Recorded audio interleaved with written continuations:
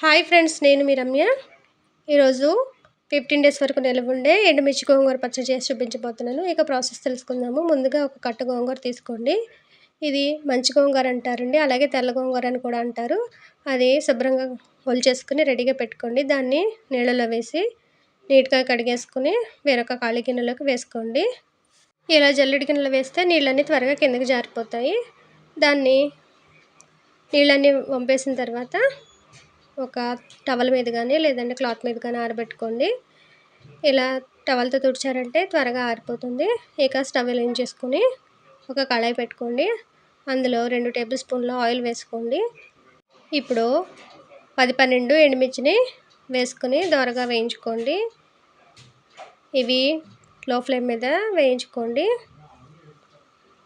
High flame మీద వేస్తే వెంటనే నల్లగా మాడిపోతాయండి, జాగ్రత్తగా వేయించుకోండి. ఇవన్నీ వేగిపోయిన తర్వాత వేరొక మిక్సీ జార్లోకి వేసేసుకోండి. తర్వాత అదే కళాయిలో 1 టేబుల్ స్పూన్ పచ్చిశనగపప్పును వేసుకోండి. అలాగే 2 టేబుల్ స్పూన్ల ధనియాలను కూడా వేసుకోండి. 1/2 టీ స్పూన్ జీలకర్రను కూడా వేసుకొని వీటన్నిటిని బాగా కలుపుకుంటూ దోరగా వేయించుకోండి. వీటిని కూడా మిక్సీ జార్లోకి వేసేసుకోండి. ఇప్పుడు అదే కళాయిలో మరొక టేబుల్ స్పూన్ నూనె వేసుకొని కడిగి శుభ్రం చేసి ఆరబెట్టిన గోంగూరని వేసేసుకోండి. దీని మీద మూత పెట్టేసి 2 నిమిషాల పాటు మగ్గించుకోండి. 2 నిమిషాల తర్వాత మూత తీసి మరొకసారి కలుపుకోండి. గోంగూర అనేది బాగా వేగాలండి, అప్పుడే టేస్టీగా ఉంటుంది పచ్చడి. ఇప్పుడు 2-3 రేకుల చింతపండుని కూడా వేసుకోండి. ఈ గోంగూర పులుపు తక్కువగా ఉంటుంది కాబట్టి ఖచ్చితంగా చింతపండుని స్కిప్ చేయకుండా వేసుకోండి. గోంగూర వేగిపోయింది కదా, దీన్ని వేరొక ప్లేట్లోకి తీసేసుకోండి. ఇప్పుడు మిక్సీ జార్లో ఒక 1/2 టేబుల్ స్పూన్ ఉప్పును కూడా వేసుకొని ముందుగా ఎండుమిర్చి వేయించి పెట్టుకున్న దినుసులన్నిటినీ మెత్తగా పౌడర్ లాగా చేసుకోండి. ఎండుమిర్చితో పాటు గోంగూర కూడా కలిపి వేసేస్తే సరిగ్గా నలగవండి, అందుకే ముందుగా ఎండుమిర్చిని మెత్తని పౌడర్ లాగా మిక్సీ చేసుకోండి. మధ్య మధ్యలో మూత తీసి ఒకసారి కలుపుకుంటూ మెత్తగా పౌడర్ లాగా చేసుకోండి. ఈ ఎండుమిర్చి పౌడర్ని వేరొక ప్లేట్లోకి తీసేసుకోండి. తర్వాత అదే మిక్సీ జార్లో వేయించి పెట్టుకున్న గోంగూరను కూడా వేసుకుని మెత్తగా మిక్సీ చేసుకోండి.